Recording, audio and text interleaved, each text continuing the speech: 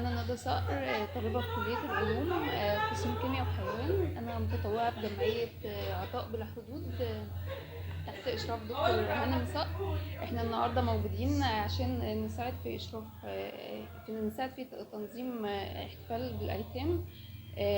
سعداء جدا إن احنا موجودين النهاردة، وسعداء بالحفلة الجميلة. احنا أول مرة نشارك في عمل ضخم كده، وإن شاء الله مش آخر مرة. السلام عليكم ورحمة الله وبركاته. معكم مدام مها صبري، مدير إدارة بحوث وتنفيذ بحوث وتخطيط تنمية البيئة بالإدارة العامة للمشروعات البيئية بإدارة الجامعة. احنا طبعا متعودين ان قطاع خدمة المجتمع وتنمية البيئة بيشارك كل سنة تحت رعاية برئاسة الأستاذ الدكتور رئيس الجامعة وإشراف السيد الأستاذ الدكتور نائب رئيس الجامعة لشؤون خدمة المجتمع وتنمية البيئة في عمل المهرجان الاحتفال بيوم اليتيم.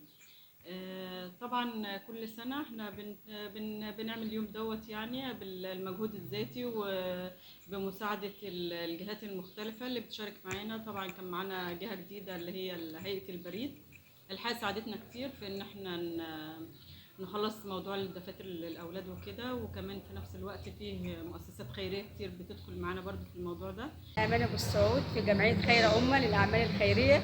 بنعمل أعمال خيرية كتير زي وجبات، بنفرق هدايا على الناس وهدايا عيد الأم، وجبات، وبنعمل كل حاجة، وربنا يجعلنا لفعل الخير على طول. سعيد الدين في جمعية خير أمة.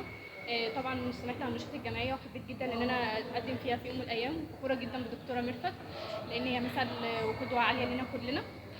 حبينا نشارك النهارده في يوم اليتيم، وحبينا نشارك برضو في حاجات كتير خيريه. الاولادي كليه علوم جامعه المنوفيه.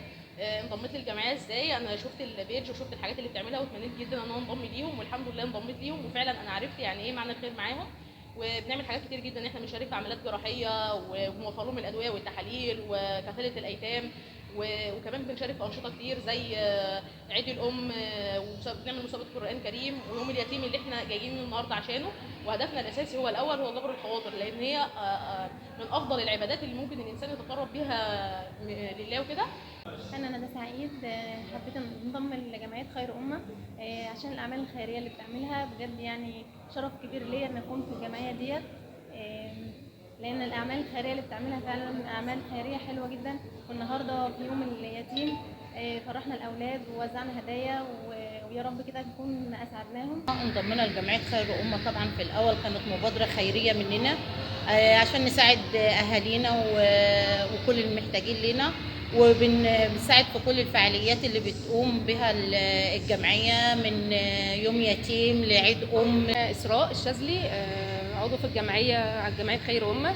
احنا كلنا كبنات وشباب انضمينا للجمعية كعمل خيري، تطوع في الخير. الجمعية بتاعتنا بتشارك في حفلات كتير، منها النهاردة شاركنا في يوم اليتيم. اليوم جميل جدا بوجود الأطفال وبوجود الجروب بتاعنا. طبعا بدأنا نوزع هدايا على الأطفال، وبدأنا نشارك معاهم فرحتهم باليوم ده. يعني حسناهم ان هم مننا، وان هم يعني مفيش فرق بين ان ليه اب وام او لا. يعني ربنا يقدرنا دايما على فعل الخير، ويجمعنا دايما كجروب في الخير باذن الله.